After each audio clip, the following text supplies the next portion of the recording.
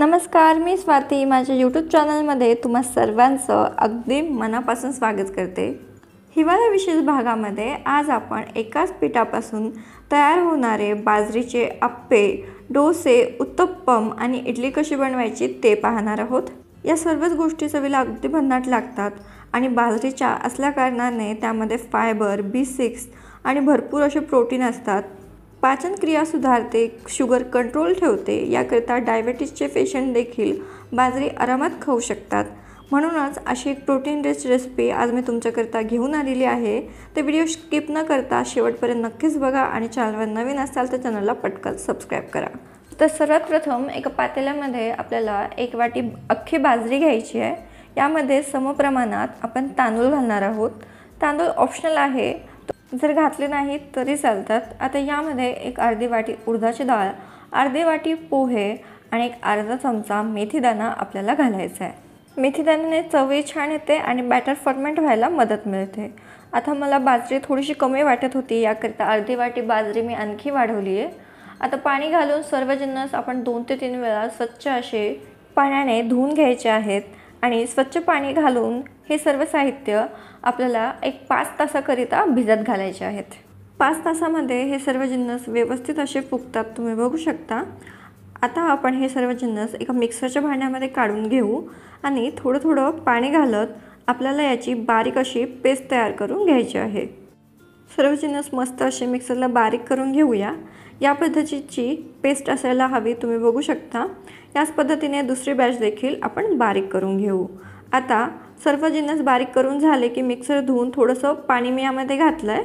थोडंसं चवीप्रमाणे मीठ घालायचं आहे। रात्रीच मीठ घातलं म्हणजे आपलं हे पीठ फर्मेंट व्हायला मदत होते।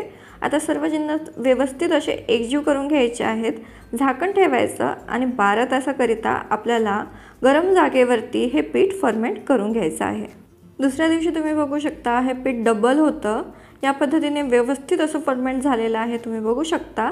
जर तुमचं पीठ फर्मेंट झालं नसेल तर तुम्ही हे पीठ गरम पाण्यावरती ठेवू शकता किंवा उन्हामध्ये देखील ठेवू शकता, त्याने देखील हे पीठ मस्त असं फर्मेंट होतं। या पीठातील थोडंसं पीठ मी साईडला काढून ठेवते, याने आपण अप्पे बनवूया।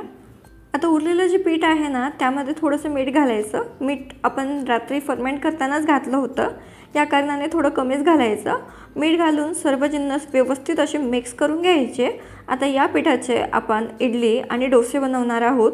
तर सर्वप्रथम इडलीच्या प्लेटला आपण मस्तपैकी तेल लावून घेऊ, जेणेकरून इडली प्लेटला चिटकणार नाही। आता यामध्ये आपण थोडं थोडं करून इडलीचं बॅटर टाकून घेऊया। इकडे मी स्टीमरमध्ये पाणी उकळत ठेवलेलं होतं, त्यावरती या प्लेट ठेवायच्या। मोठ्या आचेवर एक 5 मिनिटे, नंतर मध्यम आचेवर एक 5 मिनिटे ही इडली आपण स्टीम करून घेऊ। तोपर्यंत आपण अप्पे बनवून घेऊया। आता इकडे आपण जे पीठ साईडला काढलेलं होतं ना त्यामध्ये एक चमचाभर हिरवी मिरचीची पेस्ट घालायची। थोडंसं मीठ घालून सर्व जिन्नस व्यवस्थित असे एकजीव करून घ्यायचे। या पिठातील थोडंसं मिश्रण मी बाजूला उत्तप्पमसाठी काढून ठेवत आहे आणि उरलेल्या मिश्रणामध्ये आपल्याला बारीक चिरलेला कांदा, बारीक चिरलेला टोमॅटो आणि कोथिंबीर घालून सर्व जिन्नस व्यवस्थित असे एकजीव करून घ्यायचे आहेत। आता इथे आपलं अप्प्याचं बॅटर बनवून तयार आहे। चला तर मग खमंग असे अप्पे बनवायला सुरुवात करू। तर इथे मी अप्पे पात्र गॅसवरती तापवत ठेवलेलं आहे। त्याला मस्तपैकी तेल लावून ग्रीस करून घ्यायचं आणि थोडं थोडं अप्प्याचं बॅटर यामध्ये घालूया। झाकण ठेवू आणि मंद आचेवर 5 मिनिटे याला वाफून घेऊ। 5 मिनिटानंतर आपण अप्प्याची बाजू चेंज करून घेऊया आणि दुसऱ्या साईडने तेल सोडून घेऊ, जेणेकरून अप्पे दुसऱ्या साईडने देखील छान असे फ्राय होतात। एक 2 ते 3 मिनिटांमध्येच इथे आपले मस्त असे अप्पे बनवून तयार आहेत, तुम्ही बघू शकता। आता हे अप्पे आपण काढून घेऊया। इकडे आपली इडली देखील व्यवस्थित स्टीम झालेली आहे, ही देखील आपण काढून घेऊ आणि चमच्याच्या साहाय्याने हळवारपणे इडली ताटापासून वेगळी करून घेऊ। तुम्ही बघू शकता ही इडली अगदी सॉफ्ट अँड स्पंजी बनते। इडलीला किती सुंदर जाळी पडलेली आहे, तुम्ही बघू शकता। इडली झाली, अप्पे झाले, आता उत्तप्पम करायला घेऊ। तर इकडे डोस्याच्या तव्याला थोडंसं तेल लावून घ्यायचं, एक पळीभर बॅटर घालायचं। मिरची घातलेलं बॅटर आहे हे।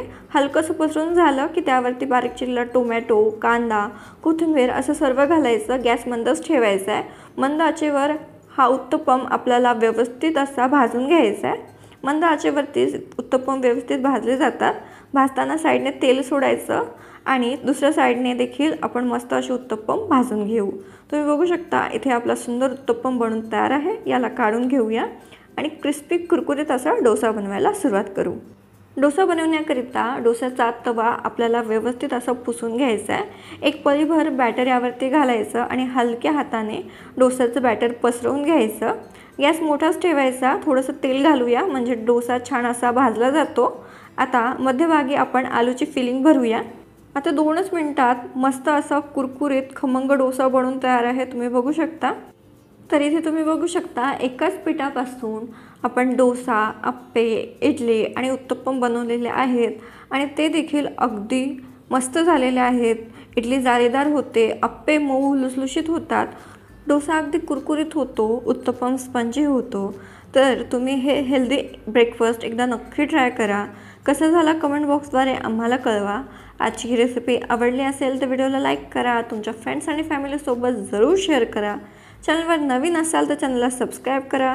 लवकरच भेटूया अशाच एका नवीन रेसिपीसोबत। तोपर्यंतसाठी धन्यवाद।